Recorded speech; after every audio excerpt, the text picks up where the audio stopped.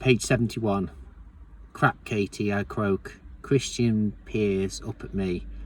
She knows you're here and still alive. I text Elliot, he says with just a trace of humour. Oh no, I remember her fervent dancing on the night before. All painted moves used with maximum effect to seduce Christian's brother, no less. What she's going to think about me being here? I've never stayed out before. She's still with Elliot. She only's done this twice before, and both times I had to endure the high hideous pink PJs for a week from the fallout. She's going to think I've had a one-night stand too.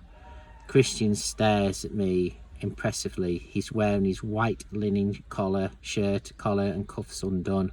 Sit, he commands, pointing to a place at the table. I make my way across the room and sit down opposite him as I've been directed. The table is laden with food. I didn't know what you'd like, so I ordered a selection from the breakfast menu. He gave me a crooked, apologetic smile. This is very prolific of you, I murmur, bewildered by the choice, though I am hungry. Yes, it is, he sounds guilty. I opt for pancakes, maple syrup, scrambled eggs and bacon. Christian tries to hide a smile as he returns to his eggs white omelette. The food is delicious. Tea, he has.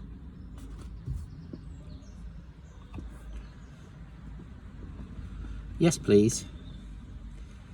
He passes me a small teapot of hot water, and on the saucer is a Twinings English breakfast tea bag. Geez, he remembers how I like my tea. Your hair is very damp, he scolds. I couldn't find the hairdryer, I mutter, embarrassed. Not that I looked. Christian's mouth presses into a hard line, but he doesn't say anything. Thank you for the clothes. It's a pleasure, Anastasia. The colour suits you. I blush and stare down at my fingers. You know, you really should learn to take a compliment. His tone is cascading. I should give you some money for those clothes. He glares at me as if I've offended him on some level. I hurry up. You've already given me the books, which of course I can't accept, but these clothes, please let me pay you back. I smiled tentatively at him. Anastasia, trust me, I can afford it. That's not the point. Why should you buy these for me? Because I can. His eyes flash with a wicked gleam.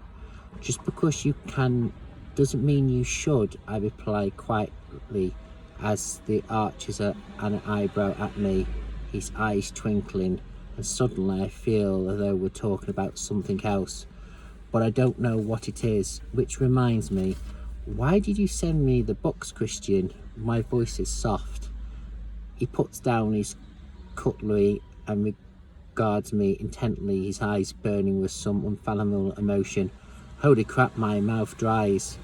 Well, when you were nearly run over by the cyclist and I was holding you and you were looking up at me, all kiss me, Christian. He pauses and shrugs. I felt I owed you an apology and a warning. He runs his hands through his hair. Anastasia, I'm not a hearts and flowers kind of man. I don't do romance. My tastes are very singular. You should stay clear of me. He closes his eyes as if it's a defect. There's something about you, though, I'm finding impossible to stay away, but I think you've figured out that already. His appetite vanishes. He can't stay away. Then don't, I whisper. He gasps, his eyes wide. You don't know what you're saying. Enlighten me then. We sit gazing at each other, neither of us touching our food. You're not celibate then, I breathe. Amusement lights up his eyes. No, Anastasia, I'm not celibate. He pauses for this information to stick in, and I flush in scarlet. The mouth to brain filter is broken again, and I can't believe I've just said that out loud. What are your plans for the next few days? He asks, his voice low. I'm working today from midday. What time is it? I panic suddenly. It's just after 10. You've plenty of time. What about tomorrow?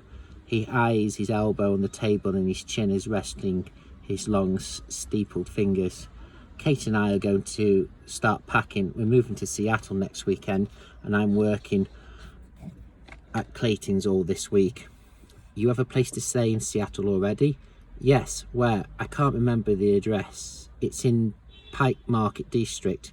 Not far from me, he smiles. What are you going to do for the work in Seattle? Why is he going with all these questions? The Christian Grey Inquisition is almost integrating as the Catherine Kavanagh Inquisition. I've applied for some internship. I'm waiting to hear. Have you applied for my company as I suggested? I flush. Of course not. No. And what's wrong with my company? Your company or your company, I smirk. Are you smirking at me, Miss Steele? He tilts his head to one side, and I think he's amused, but it's hard to tell. I flourish and glance down at my unfinished breakfast. I can't look at him in the eye when he uses that tone of voice. I'd like to bite that lip, he wisps starkly. I gasp complimentally, unaware that I am chewing my bottom lip, and my mouth pops open. This has to be the sexiest thing anybody's ever said to me. My heart beats spikes and I think I'm panting. Geez, I am quivering. Mess, and I haven't even touched me. I scream in my seat and I meet his dark glare.